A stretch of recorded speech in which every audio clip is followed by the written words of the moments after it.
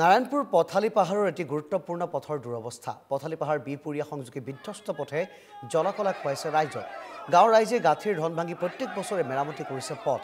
প্ৰত্যেক বাৰিষাত বোকা আৰু খৰালিৰ খলা বমাত পথ হৈ পৰে ধূলিময়। পথ নিৰ্মাণৰ দাবীত আজি ওলাই আহিল গাঁৱৰ ৰাইজ। পথৰ ওপৰতে বিভিন্ন শ্লোগানেৰে প্ৰতিবাদ সাব্যস্ত কৰিলে ৰাইজে। শীঘ্ৰে পথছোৱা নিৰ্মাণ নকৰিলে আগন্তুক নিৰ্বাচনত ভোট বৰ্জনৰ হুংকাৰ দিলে ৰাইজে।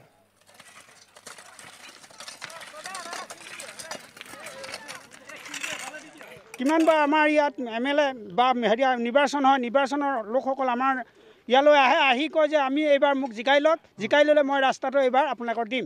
কিন্তু প্ৰতিজন MLA হৈছে, হোৱাৰ পিছত আহিছে গৈছে, এনেকৈ গৈছে, কোনেও কিন্তু আজিলৈকে তেওঁলোকৰ মুখৰ কথা আজিলৈকে আমাৰ ইয়াত কাৰ্যক্ৰম কৰা নাই। তেওঁলোকৰ মুখৰ কথা মুখতে খতম হৈছে।